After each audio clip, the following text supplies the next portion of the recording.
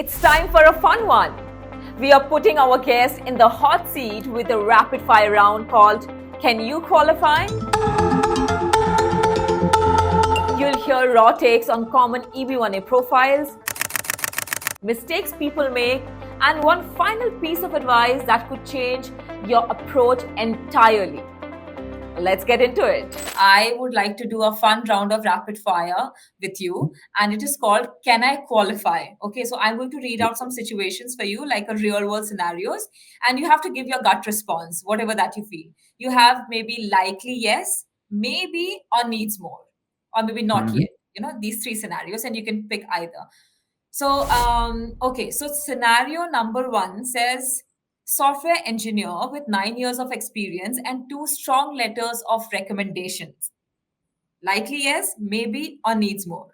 Again, just working at a company doesn't tell whether you qualify for those criteria or not. Again, go through each and every criteria. None of the criteria says that you have worked for X number of years at a company. I know people who have never worked for any company, uh, but they've done some really, really great other work, right? And they qualified for it. So, big misconception just based on, okay, this many number of years I worked for this XYZ company. Probably you'll meet one criteria. That too, nobody knows. Okay, okay. Scenario number two says F1 OPT founder with a published blog and 10,000 LinkedIn followers. Yes, maybe, or not yet. Not yet.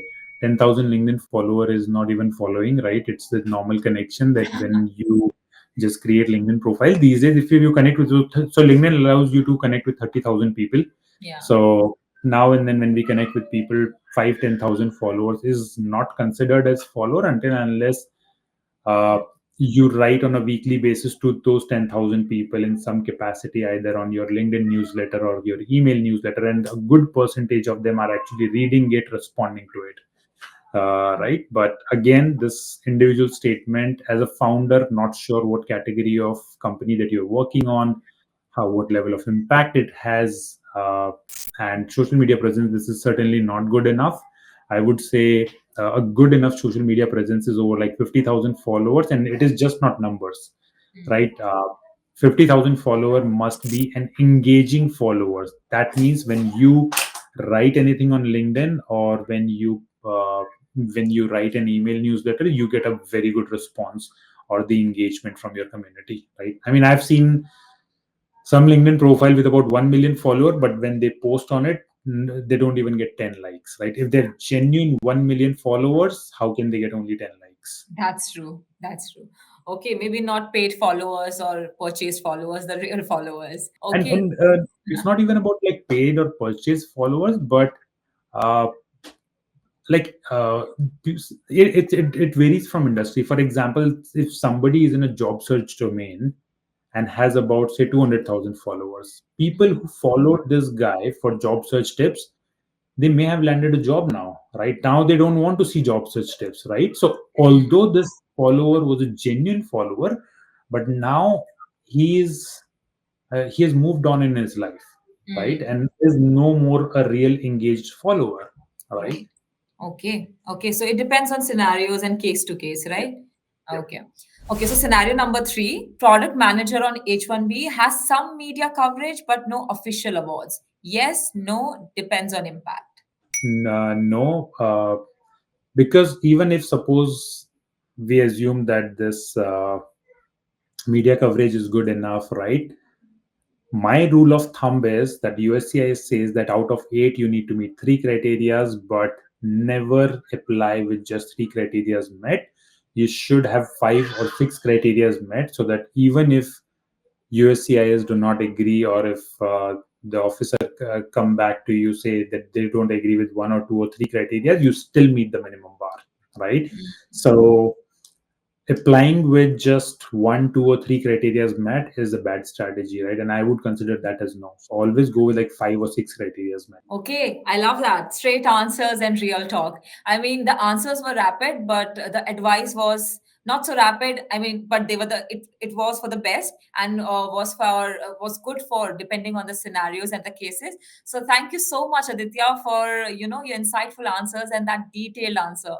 And I think that's it. And before I let you go, any last advice or any last words for the people again who want to go into this path and who want to, who are thinking of applying for EB1 but are still skeptical? Should they take a chance, or should they, you know, do it or not do it? So, I mean, it's the best thing that you can do is just to get started, stay consistent, don't give up too early. When I say too early, month to 3 months is just not enough, given that we have other responsibilities in our lives as well, right? Somebody maybe is newly married, somebody has kids, right? So we all have different responsibilities. So a lot of time we are not even able to dedicate the amount of time required for this thing. So don't give up in 1 to 3 months of timeline.